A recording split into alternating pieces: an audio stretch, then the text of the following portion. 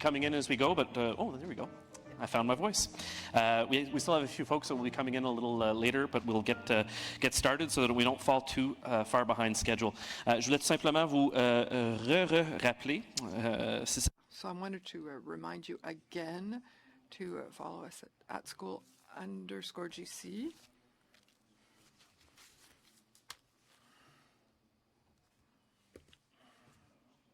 Someone knows how to say underscore in French, that would be great. And don't forget the hashtag digital19.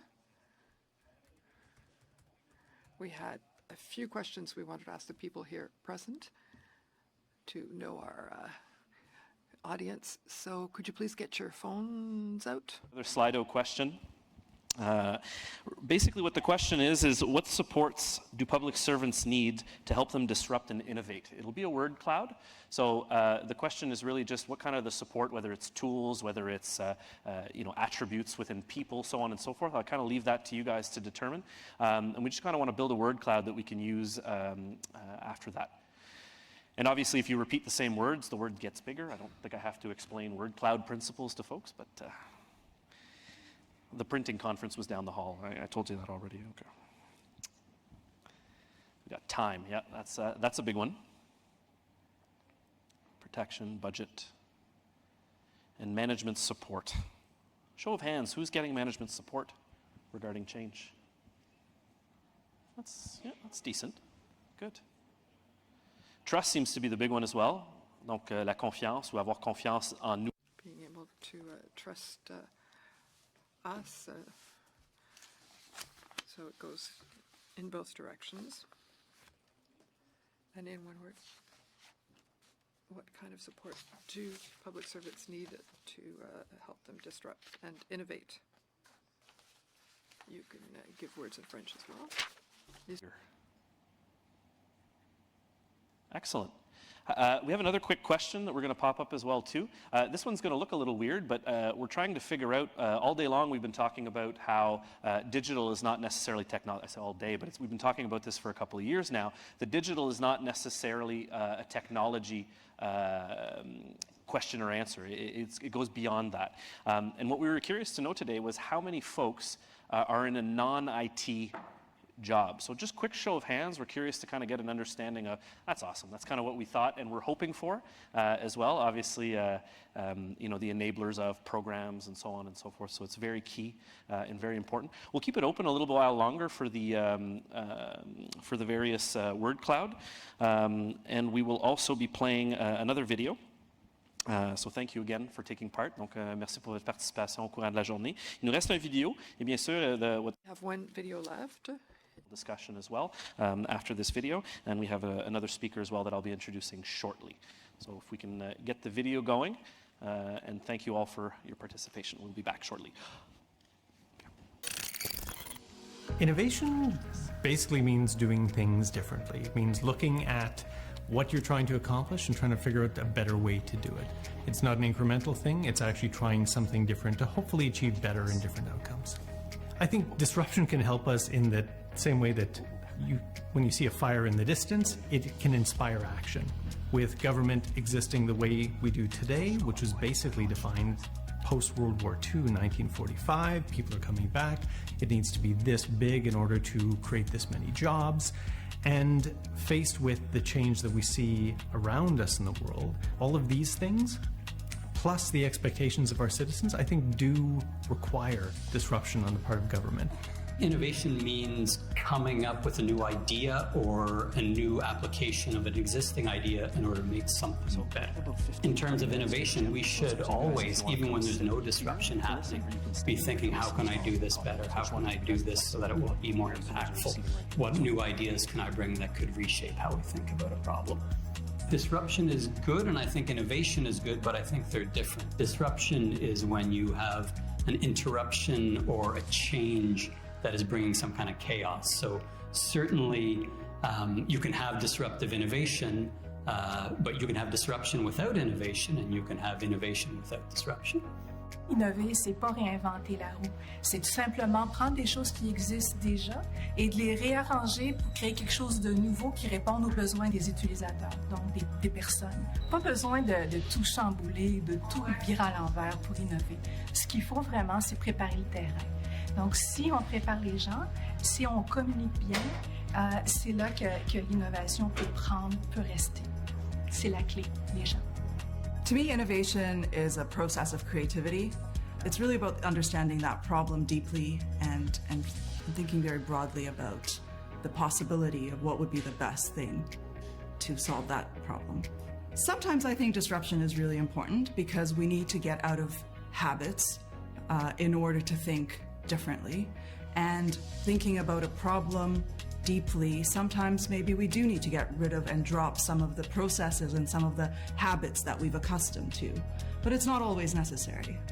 Innovation to me means trying something different than what you're currently doing, because it's important to always push to make sure you're delivering the best services for the people you're serving. And sometimes, oh, we've always done it that way, that's the most dangerous thing you can ever say. Innovation to me means trying different. Disruption's definitely not the only way. It's just another tool in the toolkit. I would think that disruption, when applied correctly and done with user centricity at the heart of it, can be the most effective tool governments or private companies can have to make change happen for the people they care most about.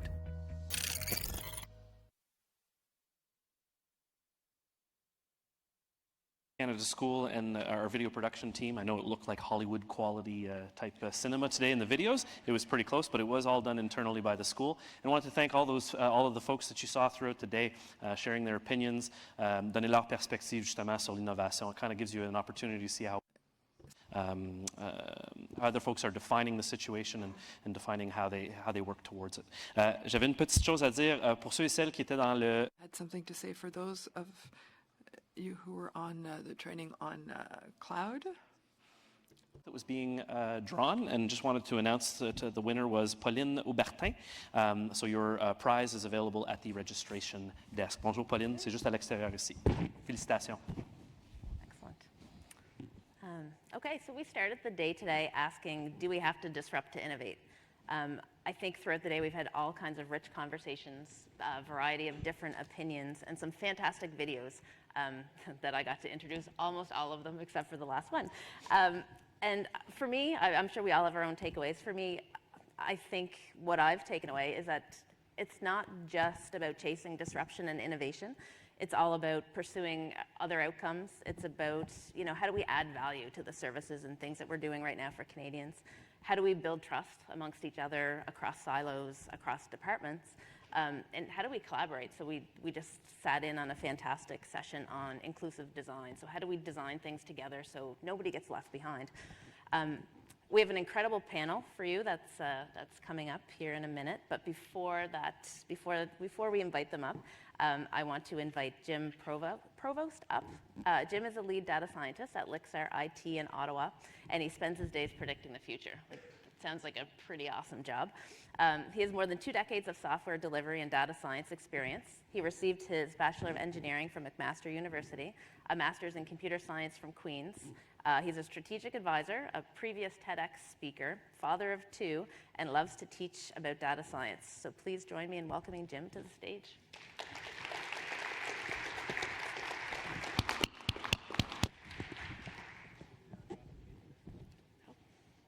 Boy, I also don't like, there's the mic, beautiful. Good morning, everyone. Wait. Good afternoon, this is gonna go great. I was thinking about what to talk about and what kind of theme and strategy we go about for a presentation today. And I think it's relatively simple when you think about it. We're talking about change, right? We're talking about how to move from one state to another. And if anything, if you get one thing out of this presentation, is that change for change's sake is not a good idea. Disruption without value or doing something that's useful is a waste of time and actually probably worse than doing nothing at all. Humans are not very good at change. Humans are not really good at considering how things work and the impacts of the decisions they make. To wit, if only because I like saying the words to wit, the red delicious apple.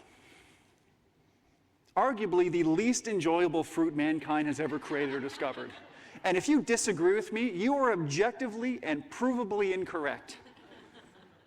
Wasn't always like this, though. When this started, the red delicious apple, when it came from food processors, was, by its namesake, delicious. It was wonderful, it was tasty, it was great.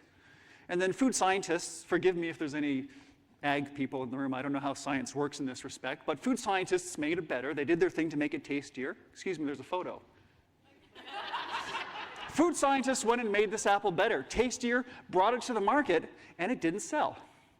They went back and tried again, and they did their work, and they made it even tastier, a better fruit, and it didn't sell. The reason, I presume it's from an evolutionary background, is that we are programmed to like fruits and vegetables that are darker in color, bolder in color, and richer in color. The free market is a wonderful tool to let us collectively understand what our collective decisions are. And the thousands and millions of micro decisions, when you go to the store and say, what kind of apple do you want, affects what comes to the market. We all collectively decided we wanted apples that were darker in color, richer in color, and bolder, at the expense of taste. It's on us, right? This is a crappy fruit because we all collectively decided that's what we want. Humans are not great at decisions. The laptop's not connected. What am I looking at that for? Let's try again. Humans are not great at decisions. What we generally do is we generally find a solution. Oh, geez, look, I buried the lead. Humans are generally not good at making decisions. We generally find solutions and then try and work back to say, what problems can we fix by doing these types of things? What problems can we fix by looking at that? You've probably heard of a guy named Maslow before. He decided to have a rule called a hammer.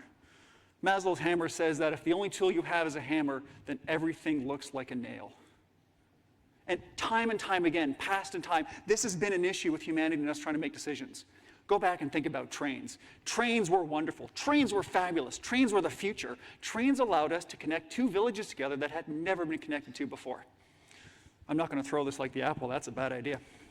And if you weren't using trains as part of your organization, you were missing out and falling behind. Trains to go from different cities, trains to bring grain from the west and the provinces to the beautiful markets that we know, trains within Ottawa to go to Britannia Beach on a beautiful Sunday afternoon, 1920-ish or so, I believe. You know that big old picnic area they have there? That was the old train station at Britannia Beach. Trains were great, but they didn't solve all the problems. But cars, cars are the future. Cars are the way to go. Cars are going to solve all of our problems. Instead of connecting villages together, we're connecting buildings together. I can go right to your building and go have lunch. And cars are great, and cars are the future, and cars are going to solve every problem. And if you're not using cars, you're missing out and falling behind. But cars got too many, so let's just build more bridges. And then cars got too many, so let's just build more roads. And cars seem to solve a lot of problems, but not all of them. Because really what we needed? Oh, we needed telecommunications. We need to connect everyone together. Poles everywhere. Let's put poles along the roads. Let's put poles along the waters. Let's put poles in the forests. Let's put poles with people on top. Let's put poles on top of poles. Because now I'm not only connecting villages and buildings, I can connect right to your desk and call you immediately and have a conversation. And if you weren't using telephony and telecommunications, you were missing out and you were going to fall behind. We didn't really need poles, though. We needed communication, right? Phones are the way to go. Phones are awesome, right? Without phones, we're in a heap of trouble. And if you're not using phones, you're going to fall behind. It's a technology with a great solution. Phones for people. Phones to send pictures to other phones. Phones to let computers talk together, right? Phones for computers in entire rooms. Really, computers, though, are great. Forget phones. Computers are the way to go. Computers to let us talk to things. Computers to burn your lap when you're not talking long enough. Computers to go in your phone. Think about that. Now, I can use this and talk to anyone in the world, anywhere in the world at any time. And you know what's humbling? I went to the Museum of Science and Tech last year with my daughter, and I saw my first cell phone I ever had, a Motorola, on display. You want to feel old? Go with your kid to a museum, and they say, like, Daddy, that's the one you had back at home. Seriously, a humbling experience, no doubt. But every solution we have is often framed as a way to fix a problem. A lot of what you're going to hear today about change is great, but let's not go out there and find a solution and then apply it to a problem. Let's work backwards. Let's start with the problem and see where it goes from there. I'm going to pick on Ottawa as a city. I apologize in advance. I love this town. I've lived here for a decade. I've lived in Kingston and Halifax and Hamilton. I don't mean to pick on Ottawa because this is a systemic problem for humanity and culture and governance, but I like looking at old pictures of my city. We're going to talk about how in the old days, trains were the way to go, right? Trains solved everything. So let's actually take Scott Street up by Churchill, ram a whole train line through that right to downtown core. That's the solution to what we're looking for. Except it's not great, right? So instead, right nearby, let's put some cars and a whole bunch of different car arteries and stuff. Island Park, just north of Scott. There's actually a lot of turning circles back then, which is why the roads aren't straight like you'd expect at the time. Cars are great, of course, but trains are the way to go. We actually need trolleys to move people back and forth. So let's now connect a rail line on top of the road line on top of the rail line. Byron Linear Park, 1942 or so. They tore up the rail lines and put in a park there. And that's great, right? That's going to solve a ton of problems, but really cars are the way to go. So let's go back and fix cars instead. Where we had roads before and trains before, let's tear it up and put in roads. Ottawa River Parkway, Sir John A. Macdonald. Apparently, people used to like to go on drives just for fun of driving. That was a thing. And cars are great. But you know what works? What works? Trains, that's right. Guy at the back knows what we're talking about. Trains are the way to go, right? Cars and trains, cars hitting trains. This was Preston, right by Little Italy, where there was a giant trucking segment. And the problem is that it brings the entire network down. One train falls apart, the whole system falls apart. Trains aren't the way to...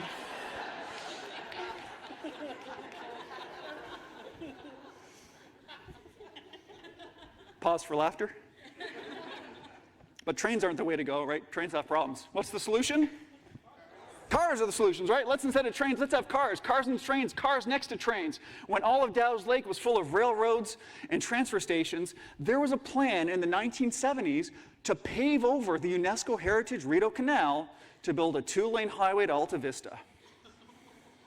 Because cars are the solution, and if you're not using cars, you're falling behind. Cars and trains, cars next to trains, cars hitting trains. Let's actually take an entire infrastructure of trains and cars and build the rest of government out by Tunney's pasture there. And while we're doing that, let's take the CP rails down by Fisher Park, tear it up and put in a highway. Once that's done, let's go take the rails that we had with roads, with rails on top, that we put a road on top, and let's put rails on top of that. And at the same time that we're doing that, let's extend the 417 by another lane because cars are the way to go. Again, this is not a problem with Ottawa, this is a problem with governance and people. There's a pendulum swing back and forth between what people find in value and how we try and solve those problems.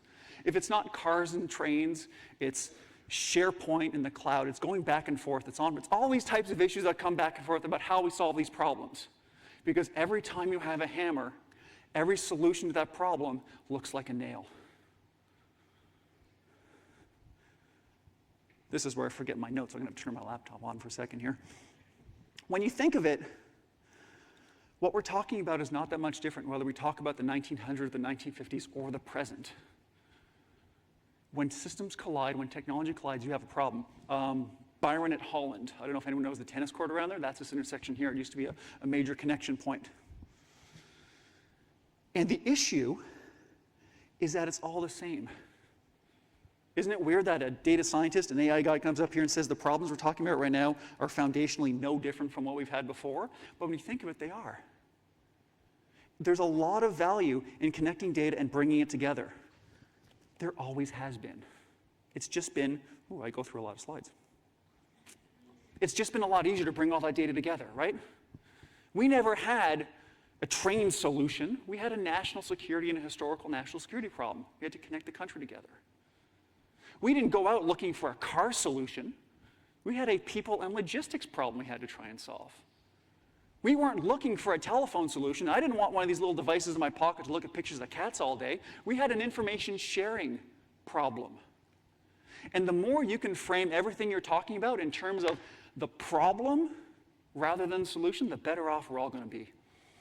And if you get a second thing from this presentation, it's this. The centralization of data, the opening of it, is terribly important and terribly useful. Not because it's a hammer and looking for a nail, but because it's not even a question. It's a platform that will enable people to answer questions no one's even thought about yet. And that was as true in the 1950s as it is now.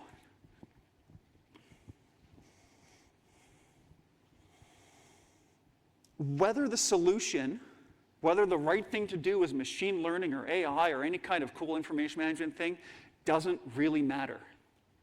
What matters is that you frame things to actually bring real value, right? Disruption is hard. We know that, right? Leaders in this room know that entire organizations can fall apart from disruption, but sometimes it's necessary. And to do it without value is wasting everyone's time and putting them in danger. If you've seen some of my other presentations, you know that I frame machine learning as basically one thing: lots of historical data and some kind of known right answer. It can do wonderful, cool, awesome things, but it's not magic. It's not some kind of magical wizardry. Right? You can't just say, hey, let's use AI and all your problems go away. All it does is use statistics and probability to understand the patterns from before, to have a confidence as to what the guess is for the next one going to be. For those who understand statistics, I apologize for the next 4 slides. I'm going to really bring things down to a simple level. For those who understand something called Hammond's entropy or information theory, I apologize on the other side. But after 4 slides, hopefully you'll get an understanding for how simple machine learning can be when you think of it in a different way. This is not a trick question. What's the average? 1. Who said 1? I'll call you out because you got it right, so I might as well congratulate you for it. Now, how did you do that in your head, right? You probably summed up the top 3, 1 plus 1 plus 1. You probably divided by the number that there were. The cardinality of this set, 3. 3 divided by 3 is 1. Not hard, right? Here's another way of thinking of it. Picture a wire. And every second, another number comes down that pipe. 1, 1, 1. If there's no variance at all, if it's always a 1, how can the average be anything other than 1? If you're always only seeing the same number, of course the average is going to be 1. It can't be anything other than that. With that in mind, what's the average? You don't even need to think about it, right? If you see a whole bunch of 1s, how can the average be anything other than 1? Now, this one is a trick question. What's the average? I submit to you that the answer is probably 1.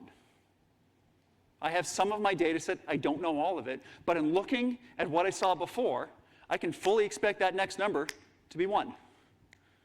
Now, the average might be 6, right? Like that number might be 18 or whatever. Don't cover me on the math, but whatever the math is.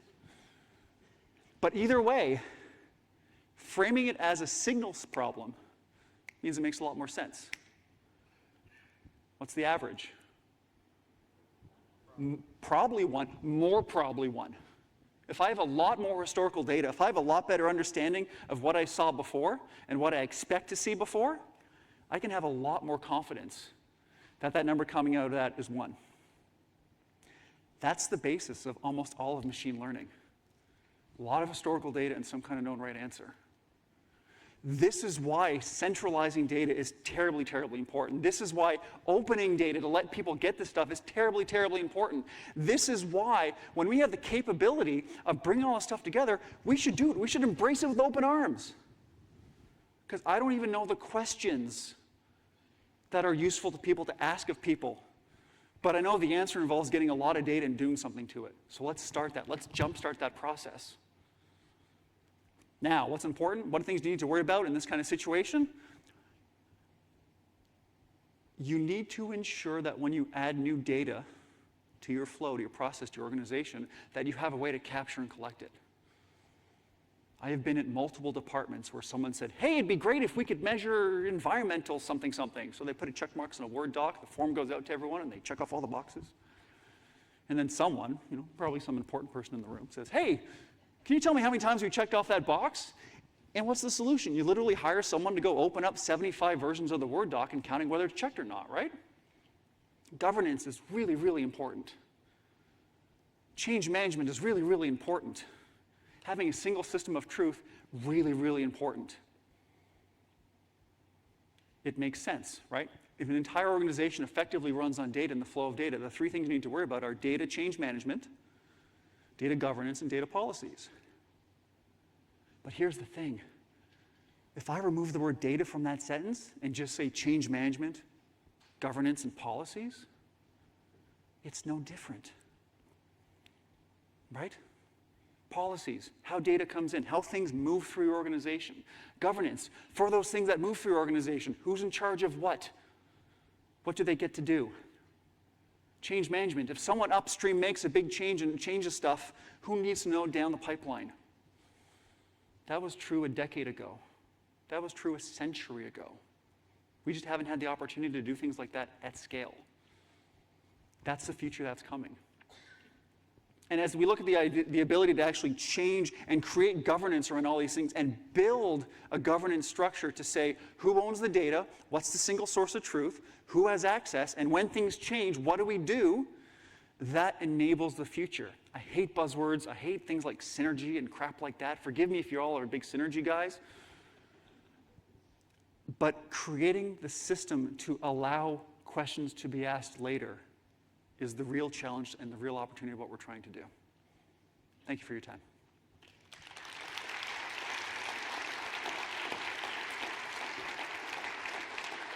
Thank you very much. Thank you very much, Jim, for the presentation. We're lucky to have Jim as well as part of our panel discussion that will be coming in.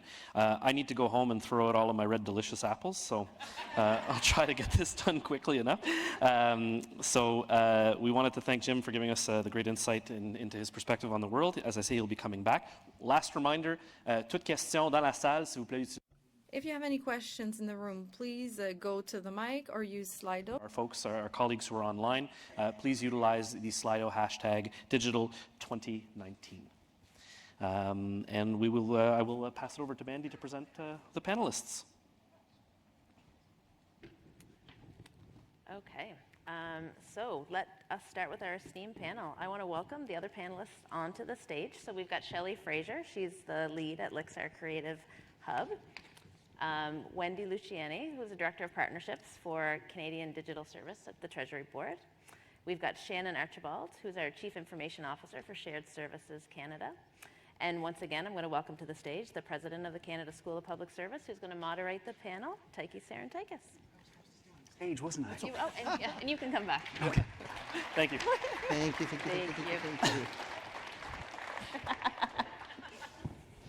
So I can't resist. I'm gonna. Ça c'était la deuxième fois.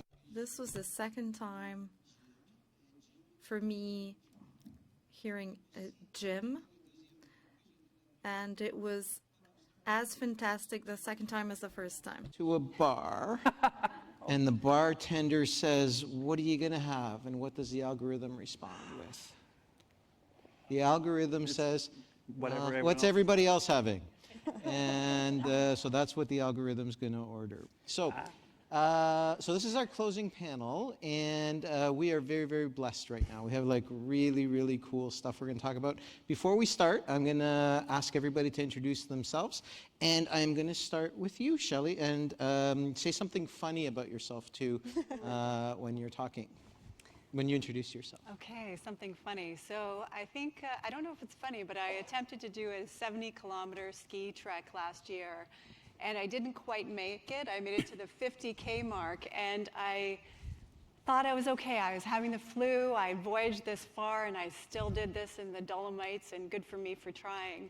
And I remember going down before I went on the airplane, and I thought, how can I pick a picture that will motivate me in the future to not be scared of challenges, even if you don't succeed.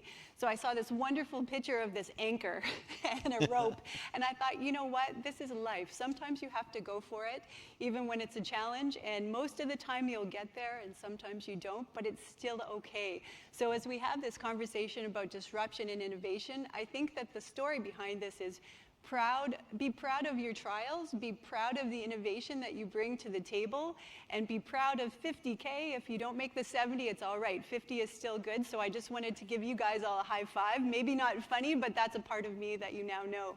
So for me, we started Lixar in 1999. I was one of the founders of the company, and we've grown to about 250-ish, depending on what's going on in our world.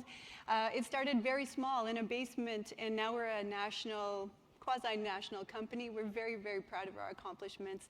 And I get to work on the creative side, so it's almost like a digital agency where we think about how do we do things differently and how do we bring a theme of wonderment to everything that we offer our clients. I'm honored to work with Jim and other colleagues around the table that you can tell are quite boring. My days are quite boring. There's definitely no apples. So that's a little bit about me, but I am very thrilled to have the opportunity to be here, so thank you. Thank you so much. Jim? Hi again. Do you want to hear another algorithm joke? No, but I can do another one. I can bring out my kids because they're going to hate that I told this in a large room. I had the pleasure of taking them to London, England last year for the summer vacation because we were going to visit family and stuff. We have no family in Ottawa, so to make them feel connected is really important to me. And about a week before we left, so they were about 11 and 13 at the time, and I said, hey, they do things differently over in London. Oh, yeah. Did you know they drive on the other side of the road there? Oh, yeah. Did you know that the leaves don't turn color in the fall? And my daughter looks at me like, I think that's BS, but I can't call that out. And I said, yeah. No, the plugs are different. Like, you know, the electrical outlets are different? Oh, yeah. So my Kobo won't work. And I said, totally. And they don't call it Tuesday over there. They call it Lord's Day. And my daughter was again like, oh, that feel like. And so the first day we're there, I actually saw her kind of sneak a peek at the Telegraph and the newspaper just to see the day to make sure that her father is a horrible, horrible person. Great. And we're going on to Shannon. I didn't know I was going to be on a panel with comedians. Right. Not prepared. Not prepared. So I'm Shannon Archibald. I'm the CIO at Shared Services Canada. It's been about 5 months since I've been there, and I guess I'm really looking forward to participating and being entertained on this panel. And Wendy. Hi, I'm Wendy Luciani. I'm the Director of Partnerships at the Canadian Digital Service. I moved over there a couple of years ago to found and help stand up that organization. I'm a lifer public servant, like a lot of you in this room. An absolute pleasure, I think, to be here with you today and to have met some great folks backstage and had a good chat. So I think today should be interesting and fun. Great. So I'm going to start with one of Jim's themes during the course of his presentation, and that's the cool new thing and the shiny new object and the thing that everybody needs to have. And it's something that we touched about a little bit this morning. Jim, you used one of my favorite expressions, which is to a man with a hammer, everything looks like a nail. I'm going to ask each of you, and I'm going to start with Jim to give the others a few minutes to kind of think about this. What's today's shiny new thing that will not be a shiny new thing going forward? What's today's thing that we're using just because we have a hammer?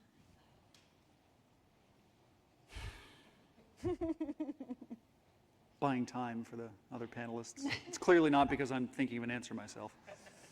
The biggest, most recent one for that is blockchain. Mm-hmm. There's a lot of... Some blockchain exasperation. Did not expect that in this room at all. There's a lot of value for blockchain. There's a lot of places where it's ridiculously useful. Anywhere where there's a lack of trust between organizations, anywhere where you need a public ledger to show things, really important. I'm making an argument, I'm talking to some of my friends about using blockchain in media and journalism, right? To contribute the idea of primary sources. A camera that's on the blockchain is provably the one that took that audio recording that's actually true. But does blockchain solve my problem about making dinner or watching TV? No, not at all. It's very much a solution that has a very specific use case that is very powerful, but that people are trying to find nails everywhere to try and make a ton of money off of. Who wants to volunteer and go next? Wendy? I can. I'm going to +1 the blockchain. Also, hackathons are really popular right now, getting people in the room. I think they're super helpful as ways to ideate and to get people thinking differently. No one's leaving a hackathon with a public service that's viable and can actually be used with real humans, that's accessible. So I think that we look at solutions that are popular often in the public service, and sometimes we jump to use that solution. We don't stop to ask why, what's the problem we're looking to solve. And often I think that's where we leap to the shiny. And the shiny can serve a purpose. Like you said, there are many, many good use cases. There are great use cases for hackathons. There are great use cases for blockchain in the world.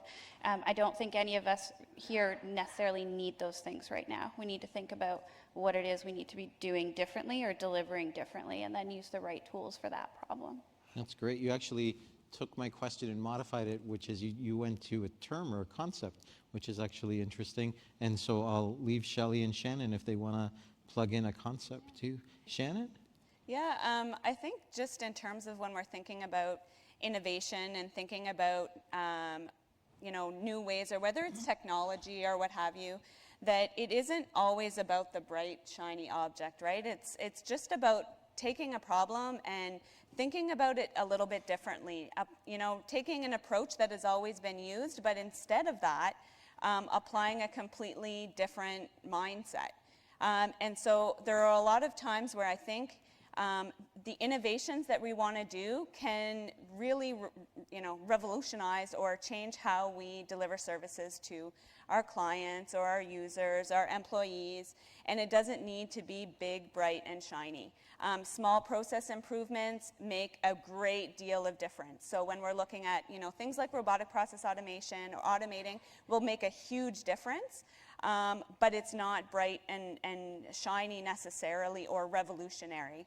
I think that we do need to be strategic at the same time. We can try things though, even if it is blockchain or other technologies to solve some of the challenges that we have.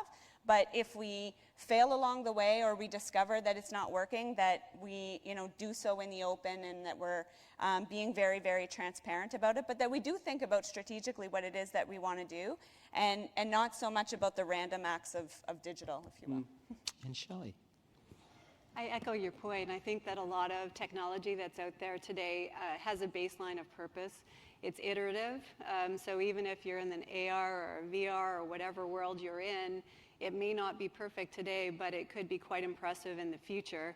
Certainly things like Candy Cane Crush, I might say, is a shiny toy for some. So, it's really a question of where you are and why are you using it. And maybe for some people, blockchain is really, really important. And for others, AR or VR is the wave of the future. I will say that AI probably is something that will not go away. It's a question of how do we use it, adapt it, and use it to assist us. Lots of questions around that. Yeah. For me, it's the word innovation, the word transformation. I hate the word transformation. Every time nobody knows what they're talking about, they talk about transformation. And I think if the Government of Canada were to do a lot less transformation and a lot more execution of fundamental, simple things, I think we would all be better off. And so for me, every time I hear the word transformation, actually I started at the Canada School a year and a bit ago, and everything was transformation, this and that, and I just said, I never want to hear that word again. And it kept coming, and I would say, I never want to hear that word again. And so now even though we're a very innovative organization, a very dynamic organization now, and an organization that does a lot of new things that we never did in the past, the word transformation is completely banned from our vocabulary. So now, I'm actually now going to go to the reverse of that, which is, what's a concept or a word or a technology that we think will be even more important in the future than it is today? And I'm going to start with Shelly. And Shelly, I think your answer might be AI. But if it's not, I'd be surprised. So if it is AI, tell us why, and if it's not AI. I think that AI will definitely be something that will transform the future. Sorry. Let's use the word modernization. Yeah. I don't like transformation either. AI is really going to be a tool that helps us deal with volume. The human brain is not conditioned to bring as many data files and data points that we currently have. Think about how many times you use your phone in a day, how many videos do you have, how many pictures do you share with family. That is just you. So times that with the millions and billions of people and countries and members of the planet, and that is a very big data pipe. So when we think about AI, one point alone is it will help us bring in this data volume and allow us to make intelligent decisions around it. Hopefully, in certain ways, it helps us take away the mundane and the repetitive in our world. But really, the process of AI always has to have a human in the loop, and it has to treat us with a sense of dignity, especially from a Canadian standard. Wendy. I would say service design. I think that a lot of you in this room are probably struggling with trying to deliver services or programs that are fundamentally broken. And you say that like the way in which they're broken, and a colleague in a different shop, so in communications or in IT or in the policy side or on the front line, kind of at a port of entry, might see it broken in a different way. And I think that as a government, we're recognizing that we created all of these services and that we fundamentally, we can choose to redesign them, but we do need to design them so that we understand the intent with which they are here to serve, or the outcomes they're intended to generate. And then we design them in such a way that we know whether or not we're achieving those, whether or not we're serving people. So I think that's the tool that I want most in the tool belt of public servants. Shannon? I think right now I'd also, I think AI is critical as well, analytics. I think we have a lot of challenges with the information that we have, and the sharing of that information between organizations is really a challenge. We're all sort of tackling it a little bit differently. I think we recognize that there's a need, but I do think that that's something that's going to be there will be a lot of, quite a bit of work that's going to be required around that. The other piece that I would say is really cloud.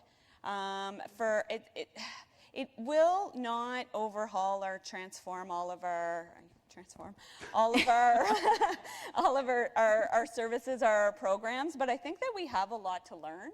And I think that it is a great way to provide service delivery in a much faster way. It's not going to solve all of our problems for sure, because we certainly have a lot of legacy solutions. We certainly have a lot of integrations.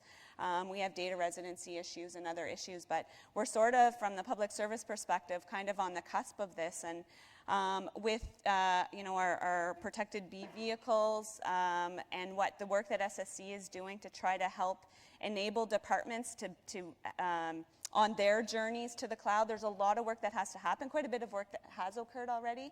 But I think that we're on the forefront of actually learning quite a bit in this journey in terms of the costs, the benefits, and just as much as that pendulum swings from cars to trains, it's the same thing with, I think, cloud to on-premise. And I think we're going to be learning quite a bit of that in the next little while. Great. And Jim?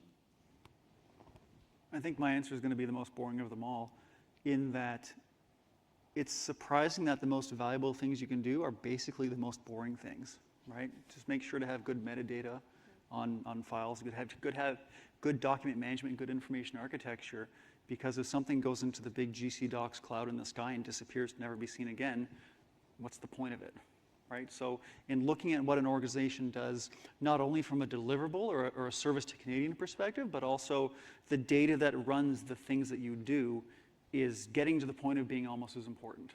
And I was serious about that reference about people adding a check box to a Word doc. That should never happen ever again, right? Anytime a change is made, everyone needs to think, how does this affect everyone else in my department if this question wants to come and be asked? Yeah. So many fundamental things are really simple. And if a lot of us would kind of go back and learn the lessons that we learned in kindergarten, or the lessons that we were supposed to learn in kindergarten, things would be so much better. And it really sounds very kind of banal to say this, but the simplest things are really the most important. If you're a surgeon and you're highly trained at Johns Hopkins and Harvard and Stanford, and you're the greatest in the world, and you're a neuroscientist, and that, if you forget to wash your hands before you do the surgery, it doesn't matter. If you leave instruments in the patient at the end of the surgery, it doesn't really matter that you went to Harvard and Johns Hopkins. And I think that's something that we should apply to our own work too, because if we can't get the simple things right and we're always running around chasing the new thing. And if we can't even send email properly, but we're talking about data analytics and AI, then we've got a problem. So go back and make sure that you do the simple things right. And some of the simple revolutions that have happened in medicine are things like checklists, where people actually go through, and there's a very interesting book, if you haven't read it, called The Checkbook Manifesto, where it's like you just kind of point by point go through things.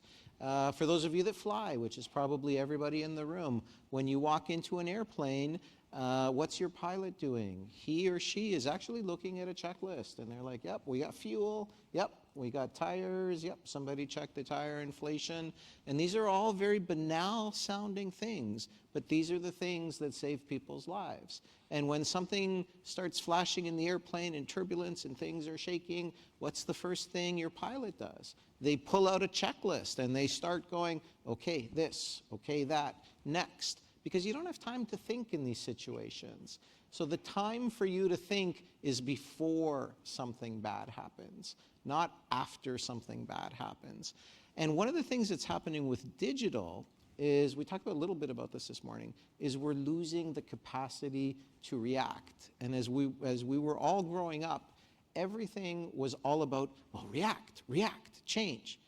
If you're actually reacting now, you're in a lot of trouble, because you can't possibly keep up with the machines that these people are creating. You actually have to anticipate what's coming as opposed to reacting to what's happening. And if you're reacting, even if you react very well, you're behind. I want to bug you guys a little bit about Lixar and AI. And you said you started at Lixar as a founder in 1999. And Jim, when did you start at Lixar? I was employee number 2 out in Halifax back in 2009? 2008. Okay. What was Lixar doing? And you said 1999? What was now? AI was pre-science fiction in 1999, right? So like technology, it is a journey. So we started out in the web world and we thought, what a great idea. Let's start this tech company. And poof, there was a tech bubble that burst. So it wasn't the best thinking on our part. But we stuck in there, and then we grew from web into mobile. Mobile, we ended up having opportunities to work with clients in the airline and the automotive space, connecting industries of rigor. So when you're working with airlines and you're working with automotive, they're very, very strict on how you do your business. So with that, we had to learn how to build systems in the cloud, and in helping Microsoft and others, we were one of the first testers of the Azure cloud. So we have expertise in that, which is very fundamental. But similar to your programs, there needs to be safe places for people to develop and iterate and grow and test.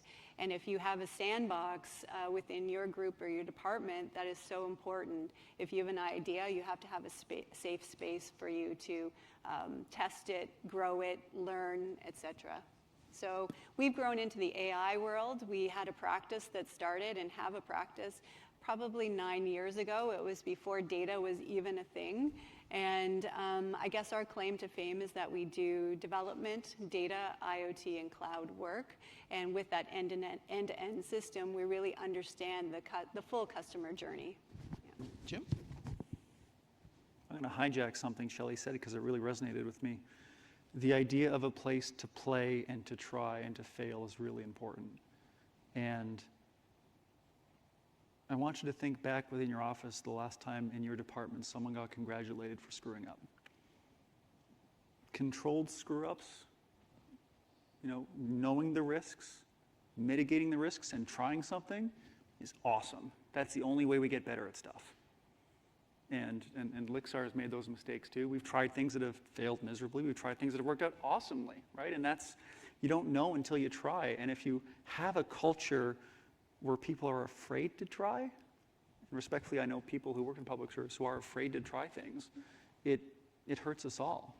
And government is no different than the public service or the private sector or Lixar in that respect. You need to foster a place to say, listen, as long as you screw up in controlled conditions and we know the risks and we openly, with eyes open, know what those risks are, we can all be better off.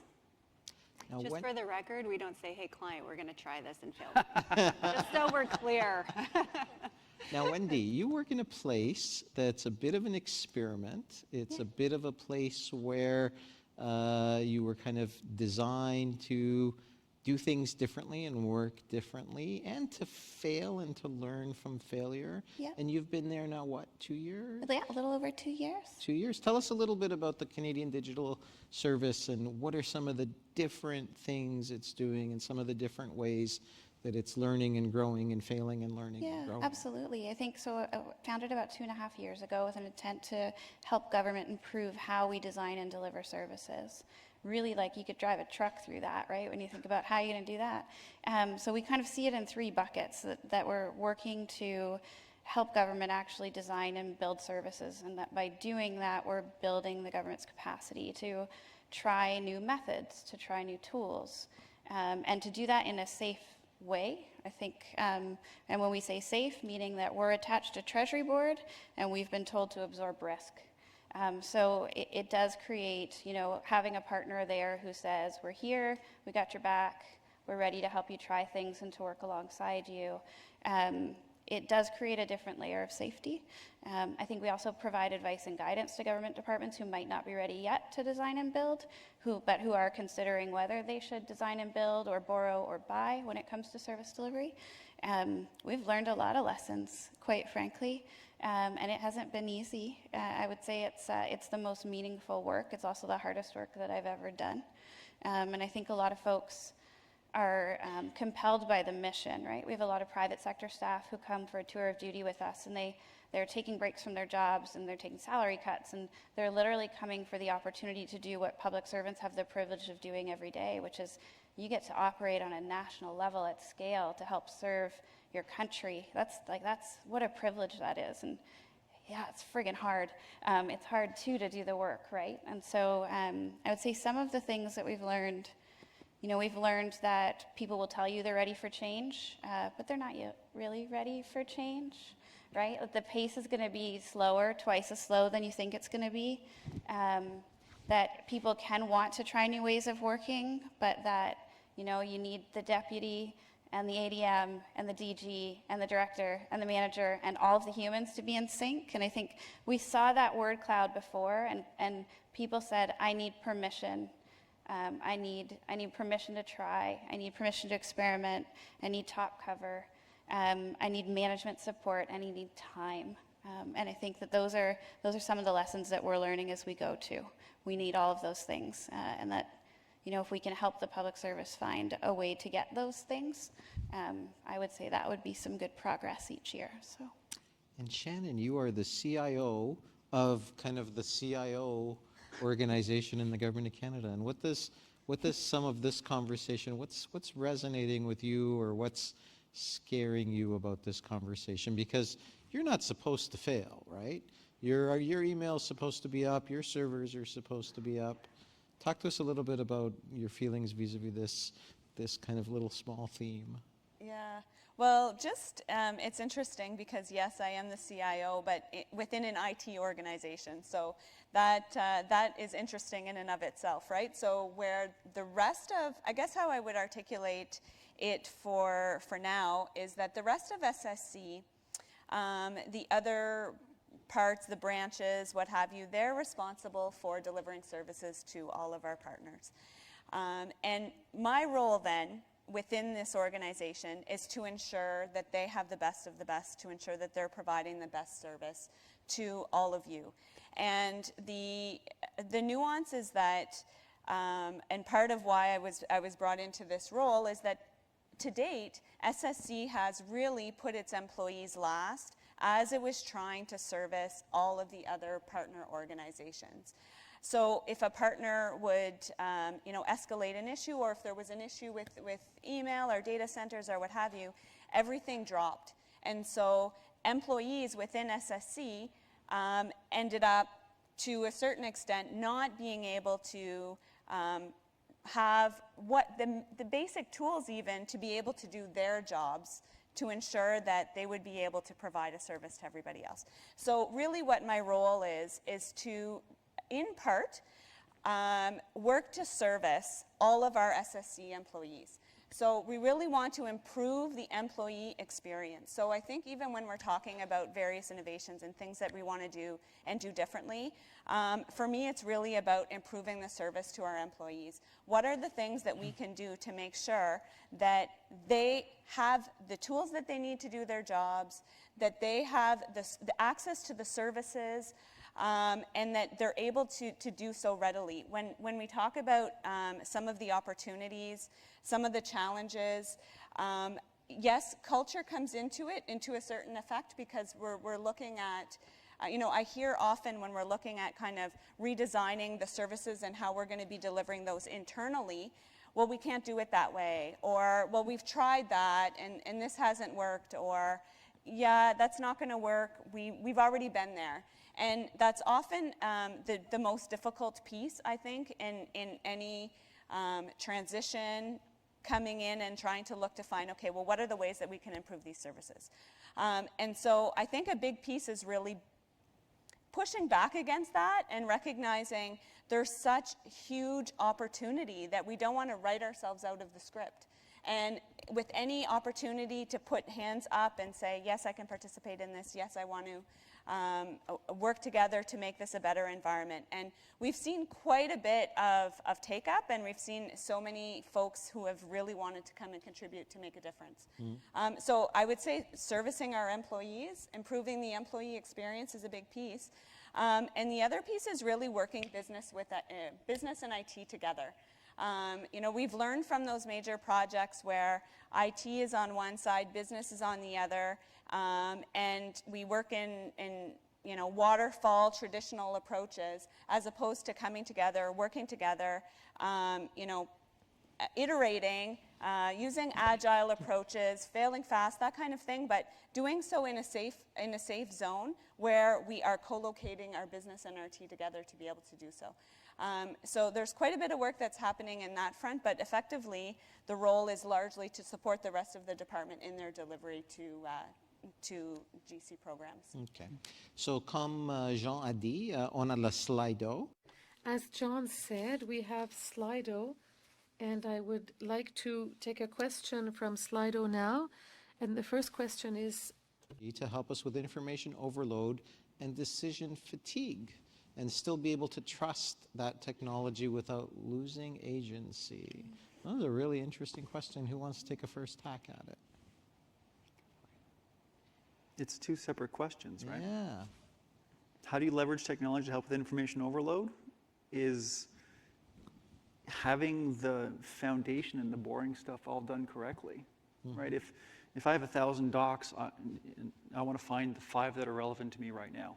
And if people don't know how to do that from a user experience perspective, from a governance and security perspective as to what I'm allowed to see, my day could be shot, right? How many people go home after trying to spend an entire day looking for one thing and they couldn't get it?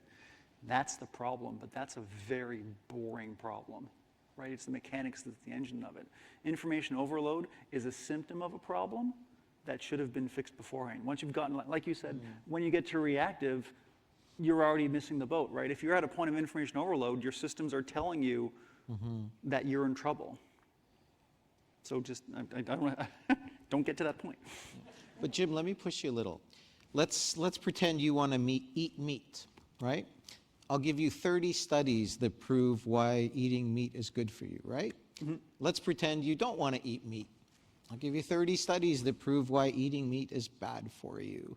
So we have technology that's opened up everything for us, but we also now have lost kind of the curators or the intermediaries, or we've kind of lost. In the past, we had people a little bit intermediate for us, where we had journalists kind of select articles, and editors, and doctors, and lawyers. Now, we don't have those intermediaries. We have the source documents flying at us throughout the day, whether it's a Twitter feed or Facebook or news or web. How do we start to kind of, in the past it was about finding information. Now it's about kind of figuring out what information is useful vis-a-vis what information is garbage.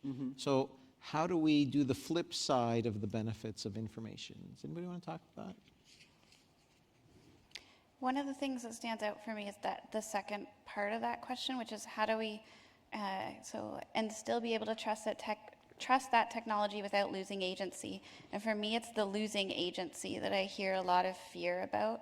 And what I would say is don't give that away. Don't outsource your strategy. There are folks who, we certainly need private sector help to deliver government services. We absolutely do. But I think that we try to look at things as if you have a service, you need a service owner. If you have a product, you need a product owner.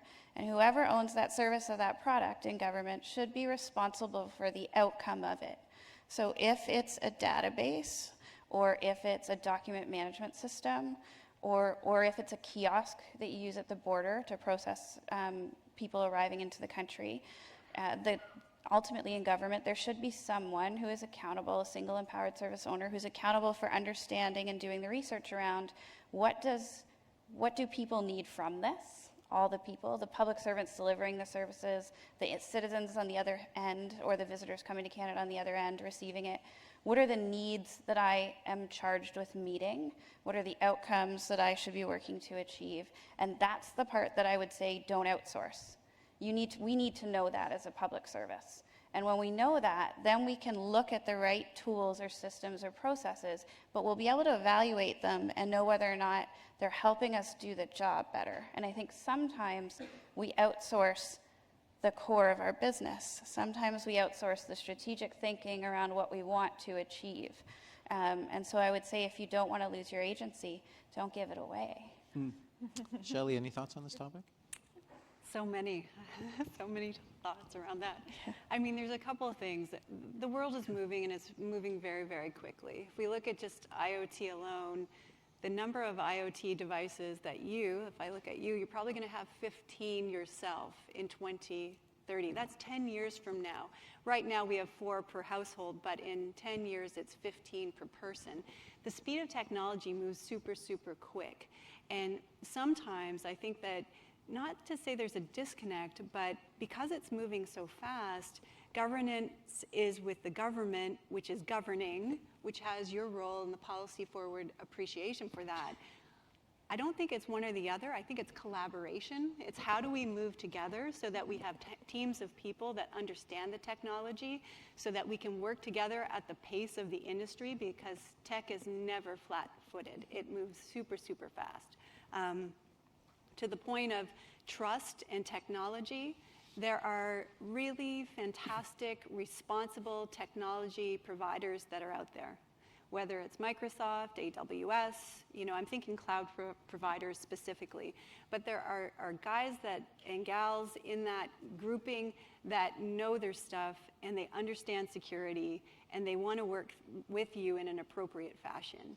And then there are vendors like ourselves that operate with responsible technology, that in the world of AI, we want it explainable, we want it open, we want to collaborate. On our projects, one in particular with Transport Canada, we had teams embedded in our shop, like in our office, working side by side, and how do we do this together? So it's also the spirit and the alchemy of the people that you work with, and how do we do it in a positive, respectful, but yet secure fashion. Is that fair? Nailed it, yeah. Great. Une deuxième question de Slido. A second question from Slido. Transparency when making a decision through an algorithm and machine learning. And I'll start off by saying something. I'll use a phrase that probably for most of you this will be the first time you've heard it, but I bet you it won't be the last. And I think we're moving in the very, very soon, because of AI and other things, to something called algorithmic government, which is to say that a lot of the decisions that are made today by people on things such as food inspection, or whether you go to secondary at the border, or drug inspection, or inspecting airplanes or citizenship, or whether you get benefits, your EI benefits, or you don't get EI benefits. A lot of those decisions today are made by people. And I would suggest that a lot of those decisions in the future are actually going to be made by algorithms, because people are making those decisions through an algorithmic lens. That is to say, they are taking the rules of the game, which is the algorithm, like, are you eligible for unemployment insurance if you have this, if you have that? Should you go to secondary for inspection if you're showing this or that? So that's kind of the algorithm. And then the data is the specific case that you're bringing forward. I am a 32-year-old male who lives in Prince Edward Island where unemployment rate is XY. And those decisions will be made by algorithms going forward in the future. So how do we ensure that we don't get how do we ensure that we have kind of the transparency in that process going forward? Because that's going to be very, very powerful. Because if you don't have transparency, you won't have legitimacy. And if you don't have legitimacy, the system won't be able to survive. So I'm going to start with our two AI experts on this. Want to take this one first? There's certain algorithms that we do back in the shop that are very black boxy. Data goes in, answer comes out, we don't really know why. And there's certain algorithms that are very explicitly give us the answers we want back out. What are the most important factors that drove this decision? How did this lead to this conclusion? And that's just one more tool we have on our expert tool set to know, based on the problem we're looking for, what's the best approach for it. It's not much different than the fact that some cars you can open up and tinkle and do all the type of stuff you do to it, and some cars are a big black box where they work or they don't. Right? This is not a machine learning specific problem we're talking about. Exactly. It's a bigger picture than that, where there's trust and issues around the tools and systems we use. The thing about machine learning is that if you're using it to save costs at the border, for example, if you're in that 95% of people where it works great, it's awesome, it's fabulous. But if you're in the 5% where there's a mistake or an error, it's the worst thing that's ever happened in life, right? And it's wrong of us to ignore that as a possibility. It's wrong of us to not consider the fact that there's going to be 5% that are impacted poorly against this, and to be able to have a plan for that. Shelly? Yeah, my head is going in a little bit of a different direction, and thinking about this and the right words around it. You know, we have to be very, very thoughtful as we consider the algorithms. I mean, Jim is the expert on this, and I'm not going to speak on your behalf. So if I'm off, please correct me. But, you know, perspective is such an important thing, and having multiple points of view around the table as we talk about algorithms and what kind of purpose. It's what are we trying to achieve from this, and what do we want to get out of it, and why are we even doing this in the beginning, and also who's around the table as we're designing the algorithm. Because the last thing that we want to do is create something that has an unintended bias in it. There's lots of examples. I mean, there was a presentation that we did together not too long ago where somebody went to a dispenser, you know, just to have, what's that called? I'm having a soap. brain. No, the soap. Yeah, soap dispenser. And it was a sensor-driven thing, and with a certain hand color, it wouldn't dispense the soap. I mean, that is bias. We always have to be very, very thoughtful when we're designing these things, that they're inclusive, that it's diverse, that it's considerate, that everybody is considered in the process. Yeah. The other thing we forget is that it's not, a lot of people are kind of worried about the algorithm and the bias, and we should be, and as you said, we should be, but we're not necessarily replacing perfect systems either, because a lot of the human beings that make these decisions have biases, and whether those are conscious and unconscious. And it turns out that if you read the work of Daniel Kahneman and other kind of behavioral economists, what you learn through their studies is people that are doctors or lawyers or judges, they make very bizarre decisions that are based on things as simple as, is it before lunch or after lunch? Is it early in the morning? Is it late in the day? And it turns out if you are going before a judge and your parole hearing is coming up, you don't want to be before the judge's lunch. The odds are much, much better that your parole is going to be declined before lunch than after judge. So machines that should be able to eliminate that bias, because machines don't get tired, they don't get hungry, they don't get irritated, they don't have fights with their kids in the morning, and they're not rushing off to a play at night and making rapid decisions. But they also will introduce other biases that we have to be very, very careful to tackle. The flip side of that is the talking around anonymization and depersonalization, right? The idea that all of these systems work on aggregated huge sums of data means I don't want to know specifically about you, I want to know about your type of group of people. And in that respect, there's some really neat techniques you can do. Go Google K-personalization or K-anonymization if you want to learn more. Or even if you're collecting survey data, there's this really cool new stuff coming out of technology where I'm going to ask a survey question and I'm going to have the person flip a coin. And if it's heads, answer correctly and truthfully. And if it's tails, flip the coin again.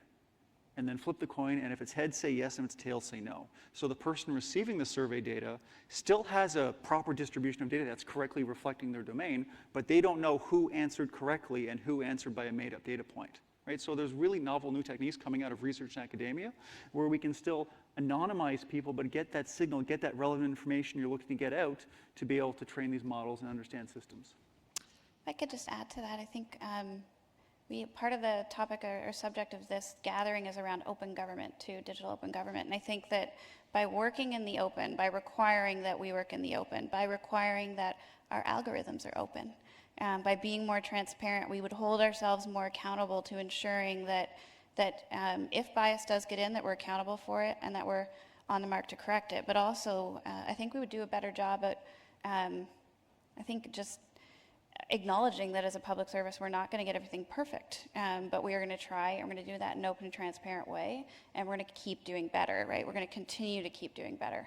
I worked for a while at building the new kiosks and the mobile app and all that jazz that are at the border when you come into the country.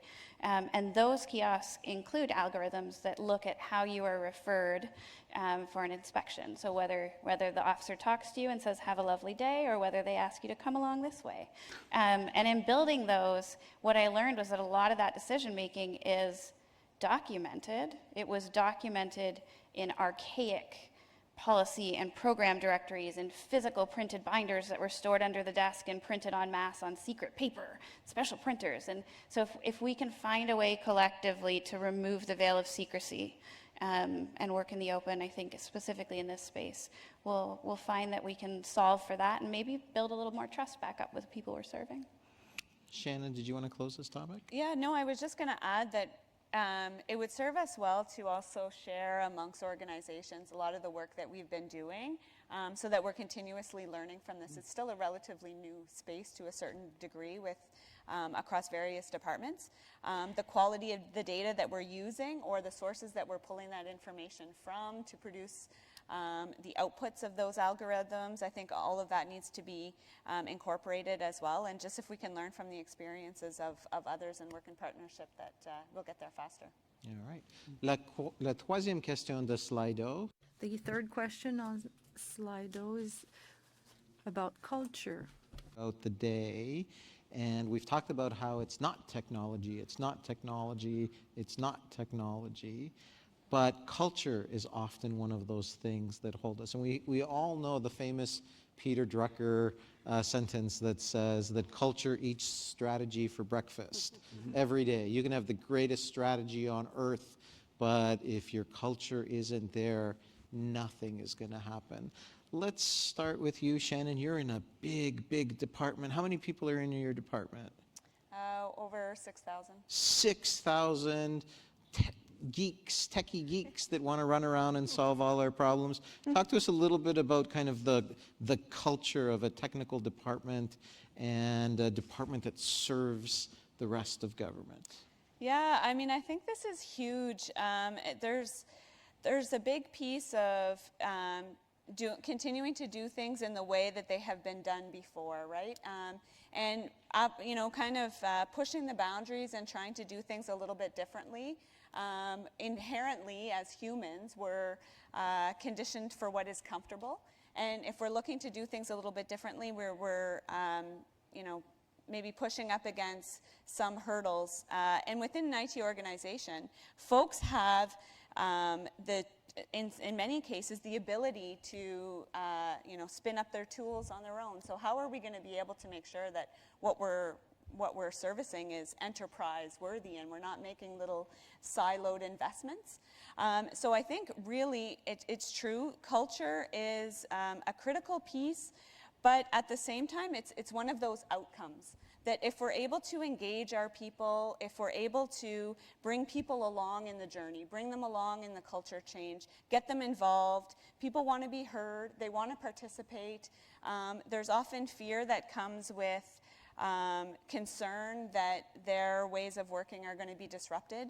And that may be the case, but perhaps if we're getting them involved in the journey along the way, that it helps contribute to that culture and those outcomes that we want to get. Wendy, how many people roughly were at CBSA? Oh, goodness. Tens of thousands, so 15,000, I think it was. 15,000 grosso modo. CDS is not 15,000. We're about 85. You're about 85. So The scale's what? different. And not only that, you have a law enforcement agency, 15,000 people, very old, very established, even though it's a relatively new name, but it goes back to kind of confederation with customs and excise. And then you have kind of a Government of Canada startup. Even though it's within Treasury Board Secretariat, it's a Government of Canada startup of about 85 people. Talk to us a little bit about the culture in each of those. What have you noticed? What's shocking? What's depressing? What's a cause for optimism? I think that I'm hearing, funny enough, in both organizations, I've had, it's a consistent experience where I am now, but I did have an experience at Border Services where I was leading an IT project to change the way Canada's top 10 airports processed the arrival of visitors and citizens, and we got to a point in the project where I realized that we were going to be on time. My IT counterparts were certain we were going to be on budget, but we were going to quadruple border wait times for the nation and likely have a walk-off of all staff in Pearson at Christmas. And so we called a meeting and we had a conversation about what we were intending to do. And the really good signal that I got from leadership there was, screw the time, screw the budget, what matters is the outcome. What matters is the trust with the frontline staff who we need to be a part of this process, and so go away and come back and tell us what you need to get the job done right. And I hear that, I'm hearing that more often in government departments, not enough. So what I would say is the optimism that I have is that I'm seeing more of a focus on ensuring that we know what we're looking to achieve and that we're measuring whether we're achieving that. I do worry still that on time and on budget, I worry that commitments are set that we shouldn't as a public service meet, because we're either going to break ourselves, we're going to break a bank, or we're going to deliver the wrong outcome, or we're going to hurt people. And I do worry about whether public servants feel that they have permission to say that loud and clearly to their leadership. And so what I think my ask of leadership is, give your people that permission to raise their voices and listen to them when they do. And I think conversely to public servants, this profession is one that many people in the country would love to have. And so be mindful of that immense respect to have for that profession and raise your voices and make sure that you're focused on the people that we're here to serve. We all joined up and signed the pledge for that reason. So I think the more we come back to that, the more we have a conversation about that. What are we here to do? That's where I see the optimism come in, because we all seem to see eye to eye on that. I just wonder if we're talking about it enough. Yeah. So not only do we do a pledge, some of us did an oath. I think we still do the oath, right? Yeah. Yes. So I'm going to give the last word on this panel, and we'll close with this to Jim and to Shelly. And we talk about culture in the government obsessively. And we talk about how bad the culture is, or how slow the culture is, or how good the culture is in this organization, and how bad the culture is in that organization. Is 250 people cool startup technology firm? Do you guys obsess with culture the way we obsess with culture? Yeah, I think in our office we're a little bit different. It's the creative hub really is the hub for marketing, communications, community engagement, and also culture. So culture has the same pillar as you'd have communication. So we have a very different, unorthodox model that I think is quite unique. So we really value culture. We value the voices of our people. Our branding, if you will, is create, innovate, and inspire. But if I were to dial that back, I think the words that I would put towards our folks are curious, wonderment. You know, we give our people the space to wonder, how can I do this better? How can I solve a problem that's going to make a difference? Because at the end of the day, we want people to have an outcome that makes their life better, either for their client or for the people that we serve. So yeah, culture, hands down, is a massive priority for us, and we win together, we have fun together, we laugh together. I think fun is definitely a exclamation mark in what we do. So yeah, culture's huge. Jim, the last word on the panel is yours. I took someone on my team to lunch last week, and I asked him how things are going, just checking in and stuff like that. And he said that he had never been in a more enjoyable workplace, not only because it's fun, the work we did, but there's a round table of data scientists. It's literally a round table, and there's about a dozen of us, and anyone in that group can say, I have a problem, I need your help. And then we literally circle around the table, and you know, there's an astrophysicist, and there's a rocket scientist, and an old stats prof from U of T, and like we all get together and have those diverse thoughts, and the ideas that come out of that are better than anyone could by themselves. And to me, that's a beautiful metaphor for open government, for digital transformation, and that idea of bringing stuff together and ideas that you had never heard before. And whether that's culture in an organization, whether that's one little red flag that seems to be waving in the corner, never ignore that, because the people on the ground know far more than management ever will. Always explore, always talk about it. And a good culture to me is one that facilitates that conversation, or just allows people the trust to know that if I'm going to come talk to you about a problem, that you're not going to shoot the messenger. Please join me in thanking our wonderful panelists. Thank you. So, avec ça, on a fini le troisième. So that being said, we have finished the third conference of Open Digital Government. Worked very, very hard to bring you this, I hope, really cool day. So give a hand of applause to them too.